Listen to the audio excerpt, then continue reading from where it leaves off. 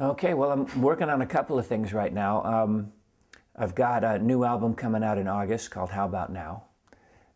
And that's a record that is very much inspired by the Loggins and Messina tour, the reunion tour that I did a couple of summers ago, in that I'm back to the acoustic guitar, which should relate to why we're here today.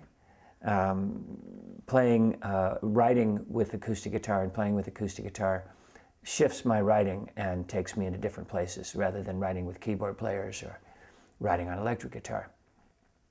So the How About Now is a direct result of picking the acoustic guitar back up, first to do the Loggins and Messina tour and then to write with a bunch of Nashville guys and put something together that would be if I was making a Loggins and Messina record now, what kind of record would I make?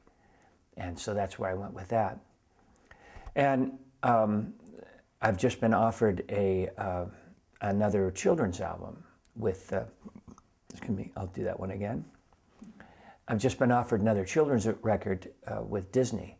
So this will be my third children's record, which is really a parent's record disguised as a children's record that we should have ready by first or second quarter of next year.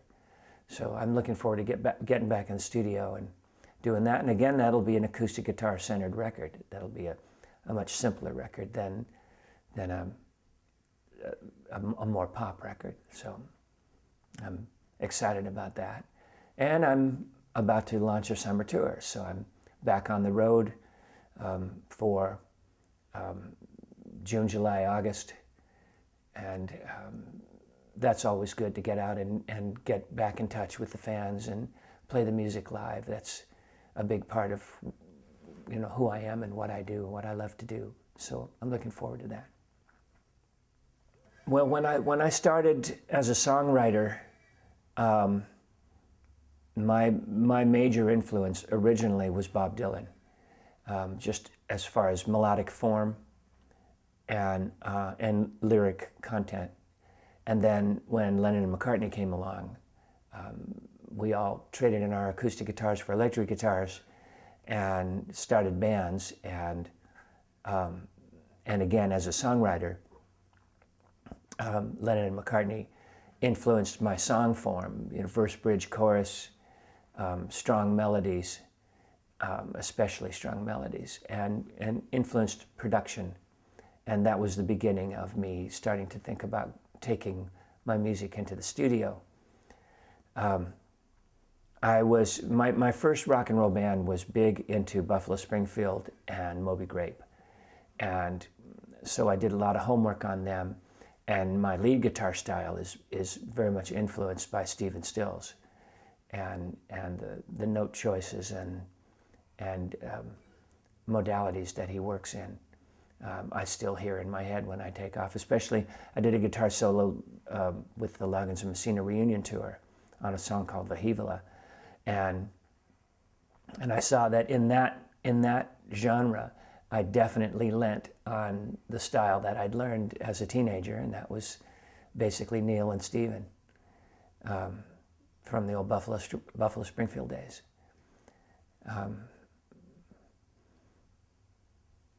Yeah, that's pretty much it. That's great.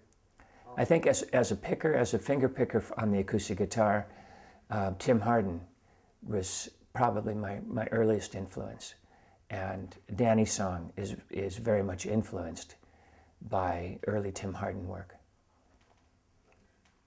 Well, I have two favorite guitars. One's an electric and one's an acoustic.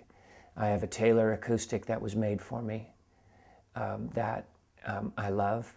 I had a Triple Aught Martin that got stolen out of my locker, and it was a parlor guitar that was like just cherry and perfect.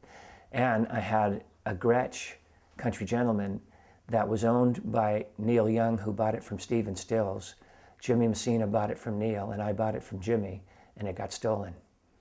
And so we were going to keep an eye on eBay and see if that sucker shows up, because I had that completely cleaned up and cherried out, and it was perfect. And I hated to see that one go.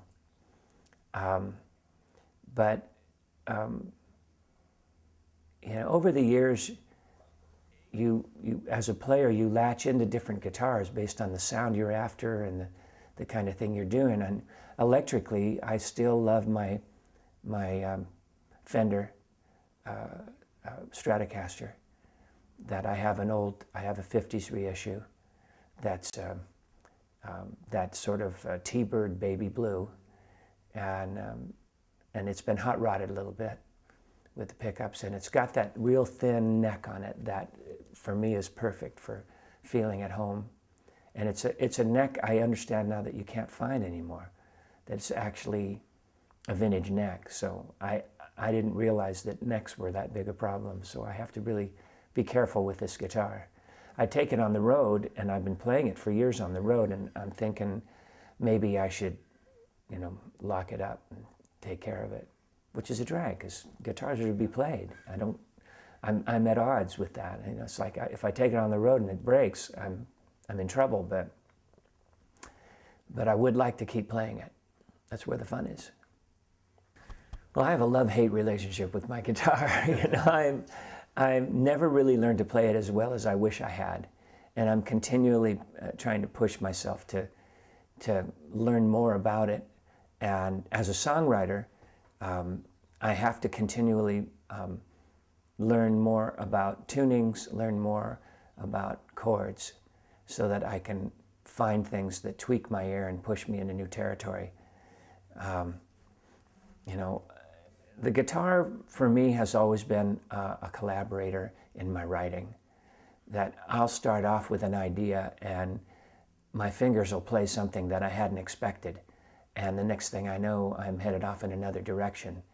And so I like to think that the guitar has some say in where it wants the song to go. And on a good day, that it'll be 50-50.